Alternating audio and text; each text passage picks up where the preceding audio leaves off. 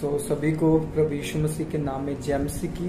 तो मेरा ये वीडियो को अब बनाने का यही लक्ष्य है कि जितने भी मसीह भाई बहन हैं, आपका फोकस प्रभु का वचन फैलाना है, ना कि कलीसियाओं में फूट डालना है। मैं बीते दिनों में एक वीडियो देख रहा था और मैं जैसे वो वीडियो मैंने देखी और देखते देखते मुझे लगा कि प्रभु के दास सेवकाई कर रहे हैं और सेवकाई करते करते वो कलीसियाओं में फूट डाल रहे हैं। और कोई गैर भाषा के खिलाफ बोल रहा है कि गैर भाषा में प्रार्थना नहीं करनी चाहिए। कोई बोल रहा है कि मतलब ऐसे पवित्र आत्मा से नहीं भरना चाहिए। कोई बोल रहा है ऐसे नाच नाच के वर्शिप नहीं करनी चाहिए। तो सब हर बंदा, आपको पता है कि परमेश्वर के द्वारा चुना जाता है। और खुदा अगर दाऊद ऐसे वर्शिप कर सकता है तो कोई बड़ी बात नहीं है। सेवकाइयां परमेश्वर की ओर से खड़ी होती हैं। और बाइबल में लिखा है अगर प्रभु को ये चीज पसंद ना हो तो परमेश्वर तो भस्म करने वाली आग है। परमेश्वर तो नाश कर देगा ऐसी सेवकाइयों को।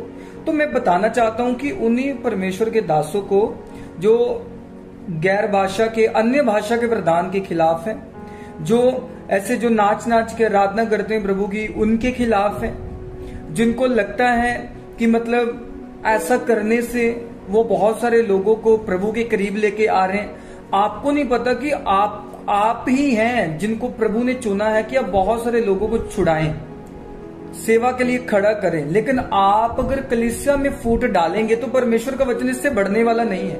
परमेश्वर का वचन टूटेगा। बाइबल उद्धार के बारे में बताती है, बाइबल तोड़ने के बारे में नहीं बताती। आपको ज्ञान परमेश्वर ने इसलिए नहीं दिया कि आप अपने ज्ञान के द्वारा किसी के ज्ञान को छोटा ठहराओ। परमेश्वर ने आपको ज्ञान इसलिए दिया है कि आप अपने ज्ञान के द्वारा वो नाशवान लोगों को बचाओ जो रूहें नाश हो रही हैं। अगर आप समझ पा रहे तो मेरा बिलीव है कि आप इस वीडियो को आगे जरूर शेयर करेंगे। और इतना शेयर करो दबा के कि ये वीडियो उन लोगों तक पहुंच सके जो इस चीज के खिलाफ है। आपके कहने से कुछ होने वाला नहीं है। जो चर्चेस बढ़ रही है वो बढ़ती रहेंगी। आप कहोगे कि ऐसे गैर भाषा में प्रार्थना करना ये बाइबल नहीं बयान करती। अगर कोई भी चर्चेस ग्रोथ कर रही है तो उसके पीछे खुदा का हाथ है, उसके पीछे कोई डेविल नहीं है, कोई शैतान नहीं है। प्रभु के दास रात रात भर प्रार्थना करते हैं, वो परमेश्वर के साथ समय स्पेंड करते हैं, वचन पढ़ते हैं, फिर वो खुदा के करीब रहते हैं, फिर परमेश्वर उन्हें यूज करता है, इस्तेमाल करता है। और मैं हैरान उन लोगों के लिए जो बोलते टाइम बिल्कुल ये डर नहीं, उनके अंदर डर नहीं होता कि हम किन को बोल रहे हैं। हम वो दास को बोल रहे हैं जिसको परमेश्वर ने कहा कि जो मुझे छूता है वो मेरी आंख की पुतली को छूता है। तो आप सीधा परमेश्वर की आंख की पुतली को छू रहे हैं। अगर आप विरोध करते हैं किसी का, आपको अधिकार नहीं कि आप किसी के खिलाफ बोले। आज परमेश्वर किसी को स्पिरिचुअली फेम दे रहा है और आपको लग रहा है कि वो भी बंदा किसी के खिलाफ बोल के फेम ले रहा है। ऐसा कुछ भी नहीं है। परमेश्वर जिसको उठाता है उसे कोई गिरा नहीं सकता यीशु मसीह के नाम में। परमेश्वर जिसको ऊंचा करता है उसको कोई डाउन नहीं कर सकता यीशु के नाम में। अगर प्रभु ने आपको चुना है, अगर परमेश्वर ने आपको ठहराया है, तो आपको परमेश्वर ने इसीलिए ठहराया कि आप अपने ज्ञान के द्वारा, आप अपनी सामर्थ्य के द्वारा बहुत सारे लोगों के लिए उन्नति का कारण ठहरे। हालेलुया, उन्नति का कारण बने। आप गैर भाषा के खिलाफ बोल रहे हैं, आपको पता कि आप परमेश्वर के आत्मा के खिलाफ ही बोल रहे हैं। आप किसी वचन को तोड़ मरोड़ के पेश कर रहे हैं, आप अपना कुछ नहीं नुकसान कर रहे, आप तो खुदा की प्रेजेंस का ही नुकसान कर रहे हैं। तो इसलिए मैं चाहता हूं ये छोटे से मैसेज के द्वारा प्रभु आपको समझ दे, बुद्धि दे, ज्ञान दे, ताकि प्रभु का आत्मा आपको अधिक से अधिक बढ़ाए। तो ये ऐसा कुछ नहीं होने वाला। आप अगर ऐसा बोलोगे, ऐसा कुछ नहीं होने वाला।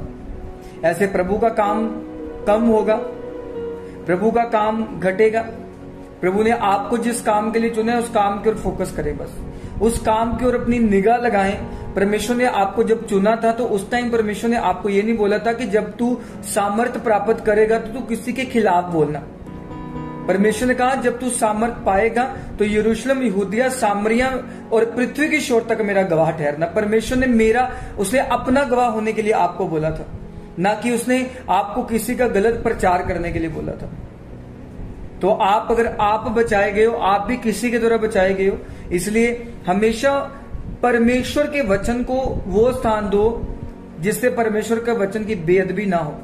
अगर कोई बाइबल फाड़ देता है वो बेअदबी नहीं है। बेअदबी वो है जब आप अपने खुद से वचनों को तोड़ मरोड़ के पेश कर देते हैं, वो बेअदबी है। बेअदबी वो नहीं है जो आप सोच रहे हैं। जब आप किसी के खिलाफ बोल देते, किसी अभिषिक्त के खिलाफ बोल देते हैं। मैं अपनी बात नहीं कर रहा हूं, मैंने वो वीडियो देखा और वीडियो देखने के साथ साथ मुझे जब वो ने सुनी चीज तो मुझे बुरा लगा वो चीज, इसलिए मैं ये वीडियो बना के डाल रहा हूं और आप इसको शेयर करेंगे, मेरा बिलीव है। तो प्रभु आपको ब्लेस करे, मेरी यही प्रार्थना है आपके लिए कि खुदावन आपके जीवन में कार्य करे, आपको बुद्धि समझ ज्ञान से परिपूर्ण करे और उन लोगों को परमेश्वर समझ दे जो इन वचनों के खिलाफ है। प्रभु का आत्मा ने बुद्धि और समझ और ज्ञान से भरे यीशु के नाम में हम ब्लेस करते हैं, आमीन। सो गॉड ब्लेस यू। प्रभु आपको ब्लेस करे। तो याद रखो, कभी किसी के खिलाफ मत बोलो। चाहे आप कोई बिलीवर सुन रहे हैं, चाहे कोई आप परमेश्वर के दास सुन रहे हैं, चाहे आप कोई भी, चाहे जिनके बारे में मैं बता रहा हूं, चाहे आप सुन रहे हैं, तो कभी किसी के खिलाफ मत बोलो। आपको पता है कि आपको परमेश्वर ने दान वरदान इसलिए नहीं दिए थे, तो इसलिए मेरा बिलीव है कि प्रभु आपको ब्लेस कर चुका है और आप समझ चुके हैं ये बात को। सो गॉड ब्लेस यू। प्रभु आपको ब्लेस करे।